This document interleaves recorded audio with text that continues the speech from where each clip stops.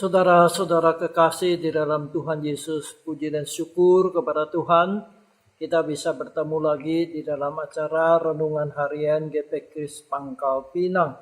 Sebelum kita bersama renungan firman Tuhan ini, mari kita berdoa mohon pertolongan Tuhan. Kita berdoa. Bapa di dalam sorga, terima kasih kami boleh bertemu lagi di dalam acara Renungan Harian GPKRIS Pangkal Pinang. Kami mohon pertolongan-Mu, kami mohon Roh Kudus membuka hati dan pikiran kami supaya kami dapat mengerti firman-Mu. Dan biarlah ya Tuhan, bukan saja kami mengerti tetapi kami lakukan dalam kehidupan kami. Terima kasih Tuhan, inilah permohonan kami. Dalam nama Tuhan Yesus kami berdoa. Amin. Saudara sekalian, kita akan melanjutkan renungan kita mengenai riwayat Tuhan Yesus. Hari ini kita masih bicarakan tentang 8 kebahagiaan warga kerajaan sorga. Dan hari ini adalah kebahagiaan yang ke-6, yaitu yang dicatat di dalam Injil Matius pasal 5 ayat 8. Matius pasal 5 ayat 8, Tuhan Yesus berkata, "Berbahagialah orang yang suci hatinya, karena mereka akan melihat Allah." Sekali lagi, berbahagialah orang yang suci hatinya, karena mereka akan melihat Allah. Ayat ini beritahukan kepada kita kalau kita mau melihat Allah, maka kita harus suci hati kita. Apa yang dimaksud dengan suci hati di dalam ayat ini? Saudara sekalian, di dalam bahasa Yunani, bahasa aslinya, ada suci atau bersih. Ini adalah kataros. Kataros itu artinya bersih. Seperti pakaian yang sudah dicuci bersih, tidak ada kotoran lagi. Atau seperti gandum yang sudah dibersihkan sehingga tidak ada lagi kulit-kulit gandum itu. Demikian juga artinya adalah susu atau anggur yang murni, yang tidak tercampur dengan air atau unsur-unsur yang lain. Jadi suci hati adalah bersih, juga artinya murni. Nah, saudara sekalian, apakah kita orang yang berdosa ini bisa suci hati kita? Roma pasal 3 ayat 28 mengatakan bahwa semua manusia dalam dunia ini telah berbuat dosa. Tidak ada kecuali. Jadi saudara sekalian, bagaimana kita orang yang berdosa ini bisa menjadi suci hati kita di hadapan Tuhan? Saudara sekalian, kita bersyukur karena Tuhan Yesus sudah menanggung dosa kita di kayu salib. Yesus telah mati di kayu salib untuk menanggung dosa kita. Ayat Alkitab yang menjelaskan ini dapat kita baca di dalam 1 Petrus pasal 2 ayat 28. Demikian, Ia ini adalah Tuhan Yesus. Tuhan Yesus sendiri telah memikul dosa kita di dalam tubuhnya di kayu salib, supaya kita yang telah mati terhadap dosa hidup untuk kebenaran. Oleh bilur-bilurnya kamu telah sembuh. Di ayat ini beritahukan Yesus sudah menanggung dosa kita di atas kayu salib.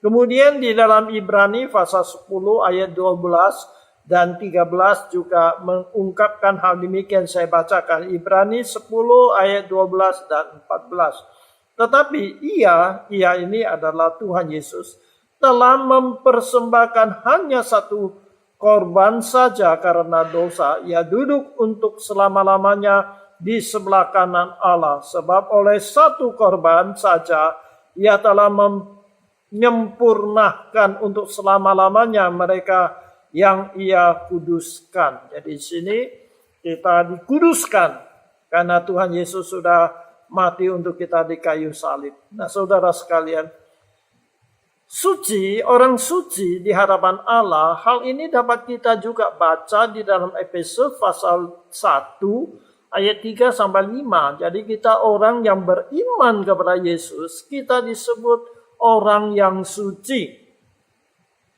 Efesus pasal 1 ayat 3 sampai 5 saya bacakan. Terpujilah Allah dan Bapa Tuhan kita Yesus Kristus, yang dalam Kristus telah mengaruniakan kepada kita segala berkat rohani di dalam sorga. Sebab di dalam Dia Allah telah memilih kita sebelum dunia dijadikan, supaya kita kudus dan tak bercacat di hadapannya. Coba perhatikan. Supaya kita kudus dan tak bercacat di hadapannya. Dalam kasih Ia telah menentukan kita dari semula oleh Yesus Kristus untuk menjadi anak-anaknya sesuai dengan kerelaan kehendak-Nya. Di ayat ini mengatakan kita mendapat satu kedudukan yang khusus, yaitu kita disebut orang suci dan kita juga disebut anak-anak Allah. Tetapi saudara sekalian, kita harus sadar kita masih hidup di dalam dunia ini dan kita punya jasmani, tubuh jasmani kita. Oleh sebab itu kita masih bisa berbuat dosa walaupun secara status di hadapan Allah kita disebut orang suci, tetapi dalam realita kehidupan kita sehari-hari kita masih bisa berbuat dosa. Oleh sebab itu kita selalu harus introspeksi diri kita di hadapan Tuhan. Mohon Tuhan selalu mengampuni dosa kita. Kita bisa berbuat dosa, tetapi di dalam Yesus ada pengampunan dosa sehingga kita menjadi suci. 1 Yohanes pasal 1 ayat 8 dan 9 berkata demikian. Jika kita berkata bahwa kita tidak berdosa, maka kita menipu diri kita sendiri dan kebenaran tidak ada di dalam kita. Jika kita mengaku dosa kita, maka Ia adalah setia dan adil sehingga Ia akan mengampuni segala dosa kita dan menyucikan kita dari segala kejahatan. Jadi saudara sekalian, di sini jelas mengatakan di dalam Yesus kita ada anugerah pengampunan dosa. Jadi saudara sekalian, secara status kita adalah orang suci. Tetapi dalam kehidupan kita masih bisa berbuat dosa. Oleh sebab itulah kita harus berusaha selalu hidup suci di hadapan Tuhan. Nah, lalu Tuhan Yesus mengatakan, orang yang suci hatinya, yang bersih hatinya, orang yang murni hatinya, barulah dia dapat melihat Allah. Apa yang dimaksud dengan melihat Allah? Melihat Allah ini bukanlah melihat Allah secara jasmani. Karena mata jasmani kita ini tidak bisa melihat Allah yang roh itu. Oleh sebab itu yang dimaksud dengan melihat Allah artinya di dalam roh kita dapat melihat Allah. Atau dengan kata lain, di dalam roh kita mempunyai suatu persekutuan yang indah, yang intim dengan Tuhan kita Yesus.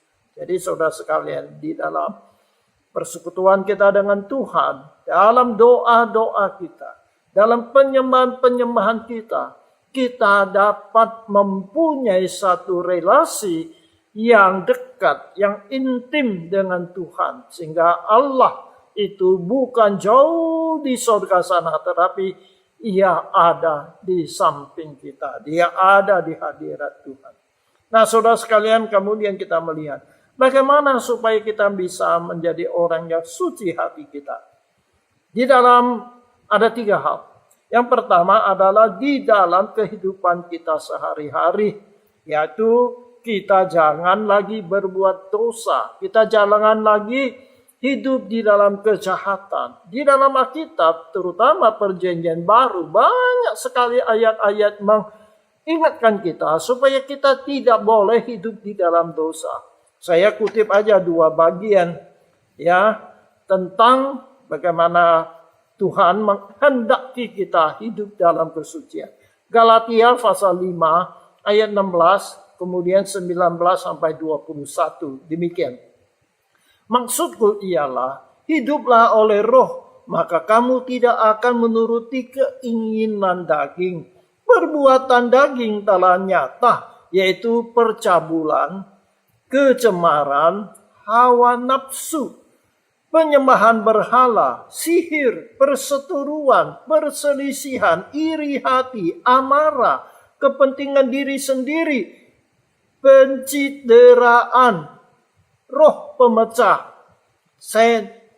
kedengkian, pemabukan, pesta pora, dan sebagainya. Terhadap semuanya itu, ku peringatkan kamu, seperti yang telah ku buat dahulu, bahwa barang siapa melakukan hal-hal yang demikian, ia tidak akan mendapat bagian dalam kerajaan Allah. Jadi orang yang hidup dalam dosa itu tidak mendapat bagian dalam kerajaan Allah. Berarti tidak bisa melihat Allah. Kemudian di dalam Efesus pasal 4 ayat 25 sampai 26 juga ada nasihat yang hampir serupa. Saya bacakan ini. Efesus pasal 4 ayat 25 sampai 29. Karena itu, buanglah dusta dan berkatalah benar seorang kepada yang lain, karena kita adalah sesama anggota. Apabila kamu menjadi marah, janganlah kamu berbuat dosa. Janganlah matahari terbenam sebelum padam amarahmu. Dan janganlah beri kesempatan kepada iblis, orang yang mencuri. Janganlah ia mencuri lagi, tetapi baiklah ia bekerja keras dan melakukan pekerjaan yang baik dengan tangannya sendiri, supaya ia dapat membagikan sesuatu kepada orang yang berkekurangan. Janganlah ada perkataan kotor keluar dari mulutmu, tetapi pakailah perkataan yang baik untuk membangun di mana perlu, supaya mereka yang mendengarnya peroleh kasih karunia. Jadi saudara sekalian, ini dalam perbuatan kita harus suci, hidup benar di hadapan Tuhan. Yang kedua adalah kita harus suci di dalam hati, ada dalam pikiran kita. Saudara sekalian. Jadi yang dimaksud di sini bukan perbuatan yang bisa kita lihat, tapi dalam alam pikiran kita, dalam hati kita. Apa itu? Yaitu yang pertama, jangan ada hati yang tamak. Tamak artinya menginginkan sesuatu yang bukan hak kita untuk dimilikinya dengan cara yang tidak benar atau cara yang tidak halal. Lalu kita mengusaha mendapatkannya dengan cara-cara yang tidak benar. Jadi kita menginginkan sesuatu yang bukan haknya, dan untuk mendapatkannya dengan cara yang tidak benar. Oleh sebab itu di dalam Keluaran pasal 20 ayat 17, dalam 10 hukum Tuhan dengan jelas mengingatkan kita jangan tamak. Saya bacakan. Keluaran pasal 20 ayat 17. Jangan mengingini rumah sesamamu. Jangan mengingini istrinya, atau hambanya laki-laki, atau hambanya perempuan, atau hambanya, atau lembunya, atau keledainya, atau apapun yang dipunyai sesamamu. Ini dalam 10 hukum. Kemudian Paulus juga mengingatkan kita dalam 1 Timotius pasal 6 ayat 7 sampai 10 tentang tidak boleh tamak akan harta benda. Demikian. 1 Timotius pasal 6 ayat 7 sampai 10. Sebab kita tidak membawa sesuatu apa ke dalam dunia, dan kita pun tidak dapat membawa apapun keluar, asal ada makanan dan pakaian cukuplah. Tetapi mereka yang ingin kaya terjatuh ke dalam pencobaan, ke dalam jerat, dan ke dalam berbagai-bagai nafsu yang hampa dan yang mencelakakan, yang menenggelamkan manusia ke dalam keruntuhan dan kebinasaan. Karena akar segala kejahatan ialah cinta uang. Sebab oleh memburu uanglah beberapa orang telah menyimpang dari iman dan menyiksa dirinya dengan berbagai-bagai duka.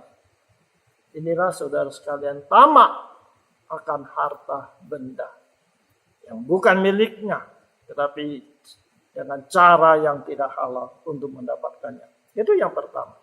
Jangan ada tamak dalam hati kita. Yang kedua adalah jangan ada pikiran-pikiran yang porno di dalam hati kita. Saudara sekalian, Zina bukan hanya suatu perbuatan. Tetapi Tuhan Yesus mengingatkan kita, pikiran yang kotor, pikiran yang tidak senonoh, itu juga adalah dosa perzinahan. Kata Tuhan Yesus di dalam Matius pasal 5 ayat 27 dan 28. Yesus sendiri berkata, kamu telah mendengar firman, jangan berzina. Tetapi aku berkata kepadamu, setiap orang yang memandang perempuan serta menginginkannya, sudah berzina dengan dia di dalam hatinya. Jadi saudara sekalian, zina itu bukan hanya perbuatan saja, tetapi pikiran juga. Itu adalah suatu yang najis di hadapan Tuhan. Kemudian dosa yang ketiga adalah kebencian terhadap, termasuk juga tidak mau mengampuni orang lain. Saudara sekalian, kebencian. Tuhan Yesus sendiri berkata di dalam Matius 5 ayat 21 sampai 24. Saya bacakan, ini perkataan Tuhan Yesus sendiri. Kamu telah mendengar yang difirmankan kepada nenek moyang kita, jangan membunuh. Siapa yang membunuh harus dihukum. Tetapi aku berkata kepadamu, setiap orang yang marah terhadap saudaranya harus dihukum. Siapa yang berkata kepada saudaranya kafir harus dihadapkan ke mahkamah agama. Dan siapa yang berkata jahil haruslah diserahkan ke dalam neraka yang menyala-nyala. Sebab itu, jikalau engkau mempersembahkan persembahanmu di atas mezbah dan engkau teringat akan sesuatu yang ada dalam hati saudaramu terhadap engkau, tinggalkanlah persembahanmu di depan mezbah itu dan pergilah berdamai dahulu dengan saudaramu, lalu kembali untuk mempersembahkan persembahanmu itu. Jadi Tuhan Yesus mengatakan, kita tidak boleh ada dendam, kebencian. Harus diselesaikan, barulah kita boleh datang kepada Tuhan. Tuhan Yesus juga mengingatkan kita, kalau kita tidak mau memaafkan orang, di dalam hati kita masih akan dengkian, maka Tuhan juga tidak akan menerima kita. Matius pasal 6 ayat 14 dan 15. Tuhan Yesus berkata demikian. Karena jikalau kamu mengampuni kesalahan orang, Bapakmu yang di sorga akan mengampuni kamu juga. Tetapi jikalau kamu tidak mengampuni orang, Bapakmu juga tidak akan mengampuni kesalahanmu.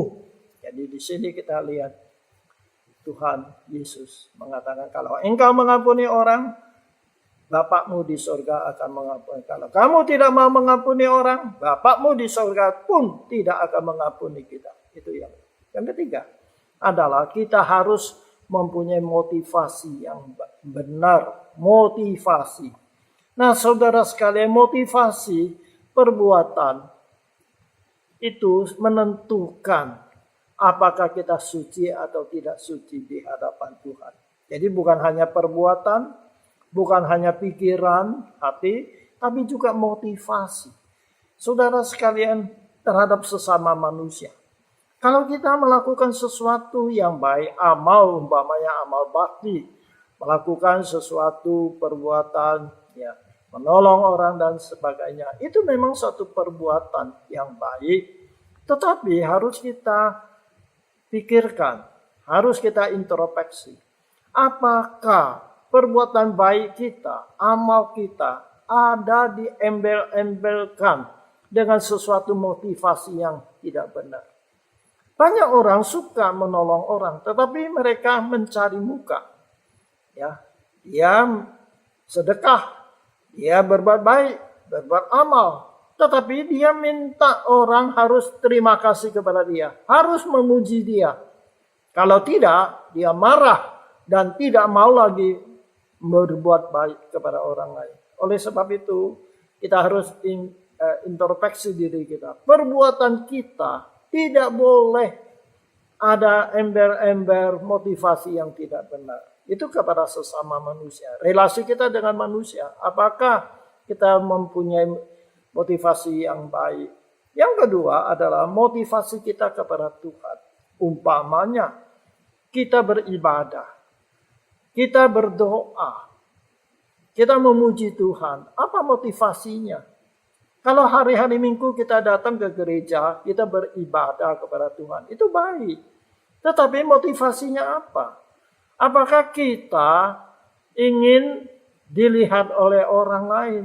Supaya dipuji oleh orang lain. Supaya orang lain melihat kita ini, bahwa kita ini orang rohani.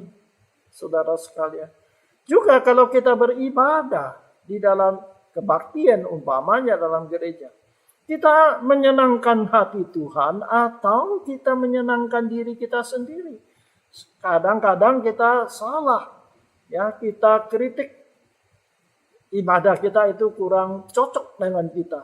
Nah, satu pertanyaan, kalau kita datang beribadah, apakah kita mencari kesenangan kita atau kita mencari kesenangan untuk Tuhan, untuk kemuliaan Tuhan? Oleh sebab itu, saudara sekalian, kita harus ingat. Kita mencari Tuhan. Apa tujuannya? Apakah betul-betul untuk memuliakan Tuhan? Atau ada ember-ember sesuatu untuk diri kita, kepentingan diri kita sendiri? Saudara sekalian, kita harus ingat bahwa Tuhanlah yang patut dipuji, patut disembah. Satu lagi mengenai kita memberi persembahan.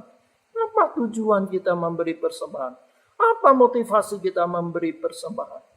Ada orang memberi persembahan, tetapi ember-embernya supaya Tuhan balas kepada dia. Beri Tuhan 100.000, Tuhan, dia harap Tuhan itu balas dia 500.000, bahkan 1 juta. Jadi saudara sekalian, saya rasa cara demikian memberi persembahan itu adalah salah. Kalau kita memberi persembahan harus kita ingat bahwa kita akui apa yang kita punya adalah dari Tuhan. Jadi kita kembalikan kepada Tuhan. Apakah Tuhan mau balas kita dengan berkatnya atau tidak? Kita tidak usah pikirkan. Ya, itu hak Tuhan. Kalau Tuhan mau berkati kita kembali, puji Tuhan. Tapi kalau tidak, kita wajib memberi persembahan kita kepada Tuhan sebagai ungkapan syukur kita kepada Tuhan. Kiranya Tuhan menolong kepada kita. Hanyalah orang yang suci, yang bersih hatinya, orang yang motivasinya benar di hadapan Tuhan, barulah dia bisa bertemu dengan Tuhan, bisa bergaul dengan Tuhan dengan intim. Pemazmur dalam 24 ayat 3 dan 4 mengingatkan kita, hanya orang sucilah yang dapat bertemu dengan Tuhan. Mazmur 24 ayat 3 dan 4. Siapakah yang boleh naik ke atas gunung Tuhan? Siapakah yang boleh berdiri di tempatnya yang kudus? Orang yang bersih tangannya, yang murni hatinya, yang tidak menyerahkan dirinya kepada penipuan, dan yang tidak inilah saudara sekalian, orang yang suci, yang murni hati, baru bisa bertemu dengan Tuhan.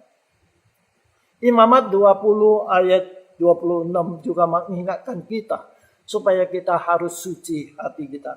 Kuduslah kamu bagiku, kata Tuhan. Sebab aku ini Tuhan, kudus, dan aku telah memisahkan kamu dari bangsa-bangsa lain, supaya kamu menjadi milikku. Jadi Tuhan mengingatkan bangsa Israel, supaya mereka harus kudus, suci di hadapan Tuhan. Kita juga orang Kristen adalah anak-anak Tuhan. Kita juga dituntut supaya kita mempunyai hidup yang suci. Orang yang berdosa pasti tidak bisa bertemu dengan Tuhan. Saudara sekalian, Adam dan Hawa diusir keluar dari Taman Eden. Kenapa? Karena mereka telah berbuat dosa. Sejak mereka berbuat dosa, Tuhan usir mereka. Demikian juga kalau kita hidup dalam dosa, tidak mungkin kita bertemu dengan Tuhan. Kalau ada orang hidupnya nggak karuan, hidupnya dalam dosa, tetapi dia mengatakan dia bertemu dengan Tuhan, saya rasa itu adalah omong kosong.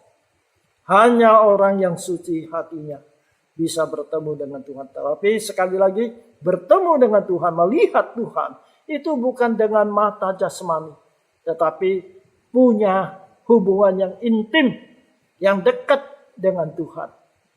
Amin. Kiranya Tuhan berkati kita. Mari kita berdoa. Bapa di dalam sorga, tolonglah kami supaya kami hidup suci, berkenan di hati Tuhan. Supaya hubungan kami dengan Tuhan menjadi sangat dekat, sangat intim. Terima kasih Tuhan. Kami mohon berilah kami kekuatan supaya kami tidak hidup di dalam dosa. Terima kasih.